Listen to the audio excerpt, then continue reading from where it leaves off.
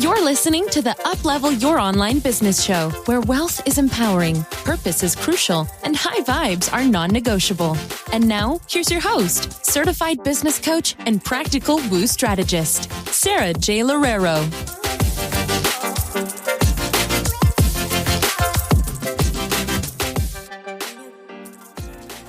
All right, welcome back to another episode of the Uplevel Your Online Business Show.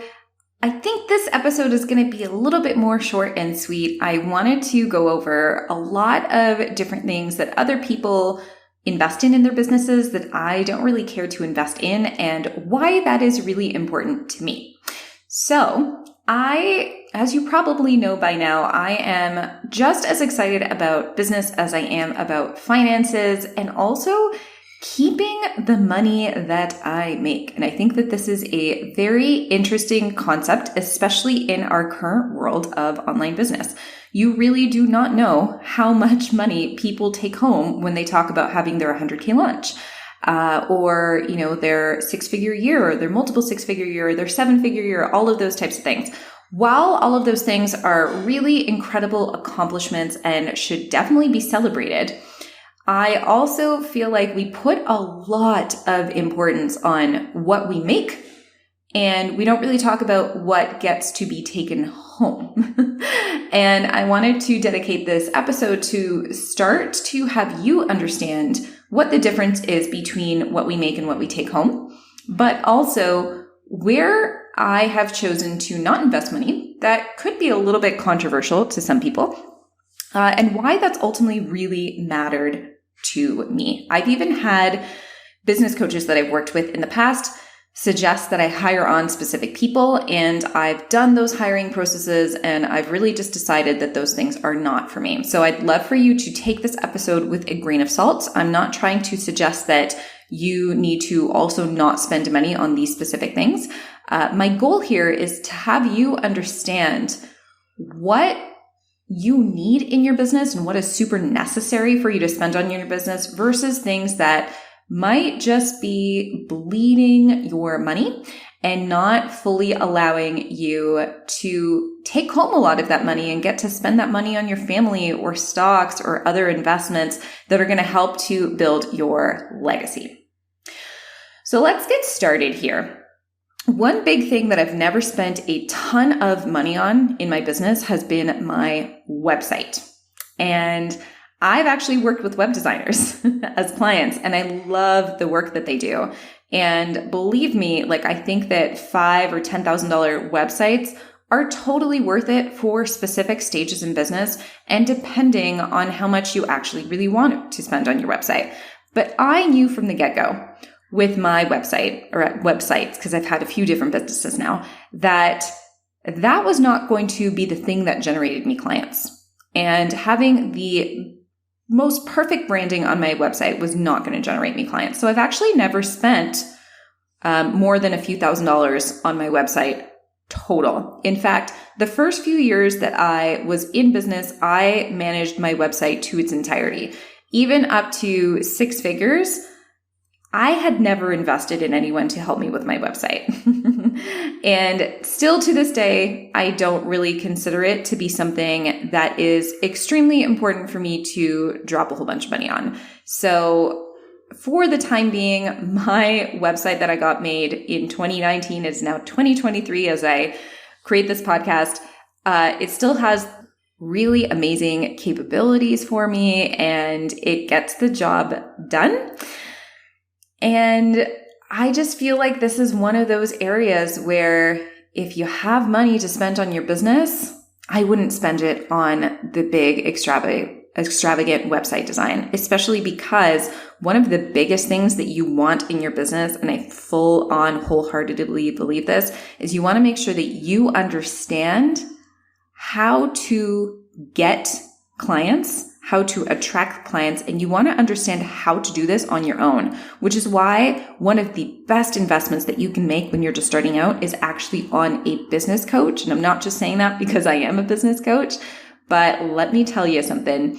This has been the biggest game changer for me because I used to invest in a whole bunch of other little things in my business before I hired a business coach and my business did not leave the ground. because I didn't understand the fundamentals of income generating activities, which is usually lead generation, understanding the problems that you solve for your ideal clients, who your ideal client is, understanding your solution, but also how to strategically place your solution in front of the right people. Those are the biggest things for your business when you're starting out and even when you're scaling. And if you don't understand how to do those things, investing money in an ads expert or investing money in a done-for-you person who's going to build out funnels for you isn't going to help, because you don't understand what your offer provides for people. And you want to get that going, and you want to make sure that that is so much sharper before you actually go out and invest in things like really expensive website design. So that's the first thing that I do not spend my money on in my business. And the reason why this matters to me is because I can go take that $5,000 that I would have invested in a web designer, and I can invest that into a higher level business coach, into a mastermind that I know is going to actually help me with the new strategies for income generating activities. Or I can invest that money in lead generation, because I know that that is one of the biggest things that's going to help me scale my business, not having a fancy website. Because if I have a fancy website, it doesn't matter how much SEO anyone does on a website, it's not going to get me the same amount of people coming to the website than if I were to spend that money on something that's actually bringing people to me. Now, the second thing that I do not spend my money on in my business is really high-end social media managers. And the reason why I also do not spend my money on this is because I've actually done it in the past and I haven't found it to be super profitable.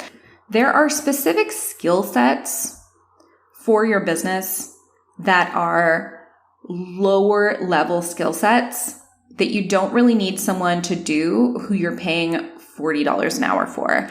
And this is something that I teach to a lot more of my higher level clients, especially people who are in my mastermind. And it makes so much of a difference for them because they're looking at their business expenses. Because once you get to a certain level in your business, you're like, okay, I understand how to make money, but now how do I keep that money?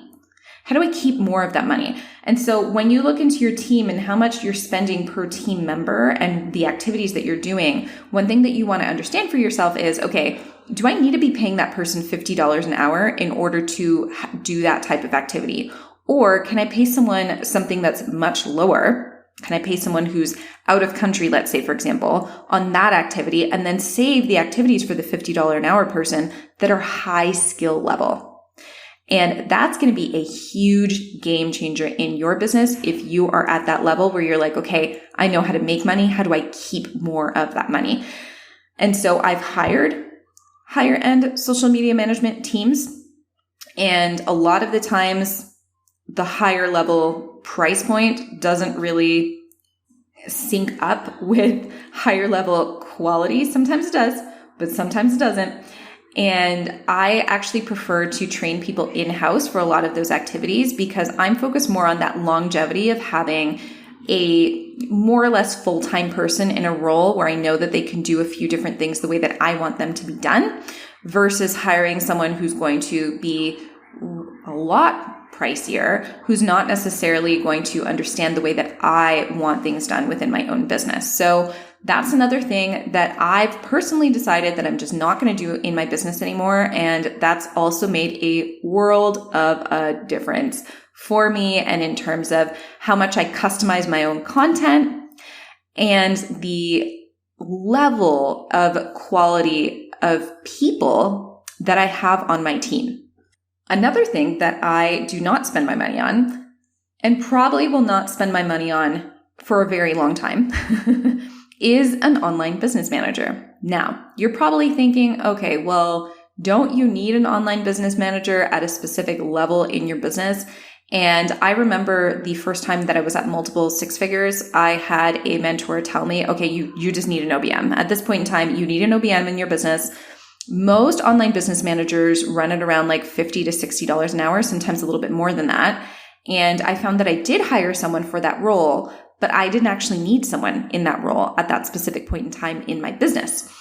And I now understand that for me personally, because I am pretty good at my operations and team management, I probably won't need an online business manager in that role until my business probably hits well over 7 figures a year. And me understanding this and understanding what I would need an OBM for really helped me to get the fact that that wasn't really an expense that I needed to have. And so the reason why I also wanted to talk to you about this is just to have you understand that just because someone else has an OBM, if they're making the same amount of money as you, doesn't necessarily mean that you need an OBM in your business. And each one of us is going to have our specific team that we're going to want to build, or the programs that we're going to want to have in our businesses. And they're not all going to be the same, and that's totally fine. There might be a place in time where I need that person where I will gladly pay them the $50 to $60 an hour. But until then, I know that my money currently is much better spent in making sure that my clients have enough support with all of the programs that I'm running, but also making sure that we are still getting the amount of people into the business that we need to get in order to fill up the programs that I have.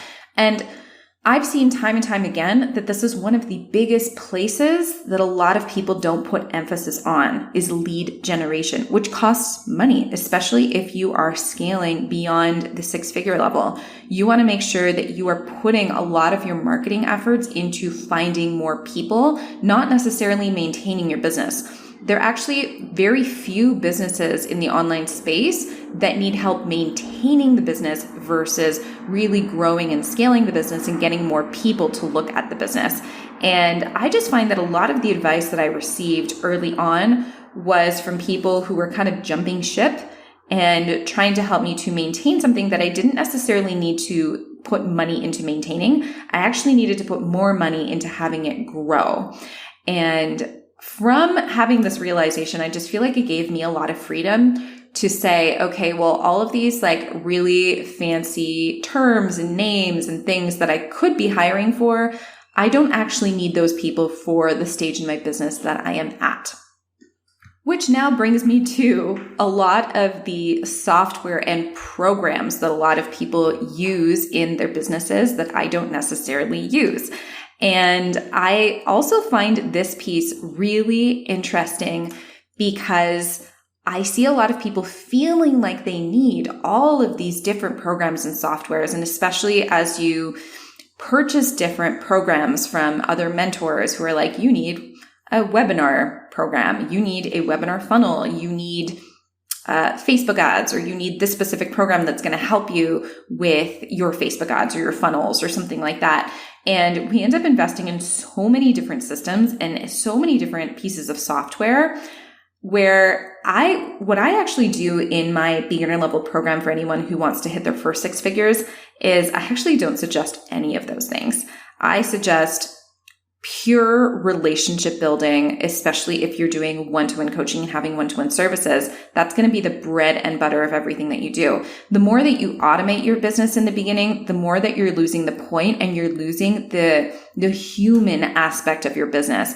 And that's why I see so many people directly or initially going into these big funnels with their businesses and not seeing any results and just having a whole bunch of cold leads. And so I've done the webinar jam stuff. I've done all of the softwares and all of the funnels, and I've significantly cut back on so many of those things where I'm not paying, hundreds and thousands of dollars every single month just on software. What I actually do now is I use Simplero. I love Simplero. I should be an affiliate for Simplero because I feel like I get so many people to sign up with them. And what they do is they do email marketing, they do contracts, they do course creation, and they do like simple website and sales page designs, which I don't necessarily use them for because I have WordPress. And they also house your courses. So the reason why I love them is because everything is all in one system. I don't have to use Zapier. I don't have to use any other software in order to integrate things. And at the end of the day, I am going to pay for that type of convenience. And so when I pay for Simplero, I don't have to pay for all of these other different programs that are paid for separately because it's all in one system, and then I don't have to integrate them.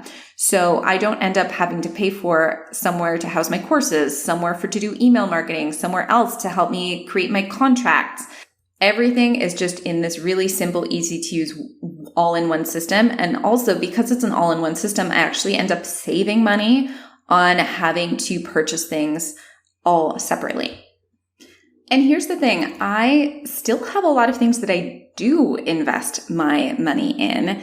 And I think it's also really helpful to note here for anyone who's listening who hasn't hit their first six figures yet, or maybe even for those of you who want to scale.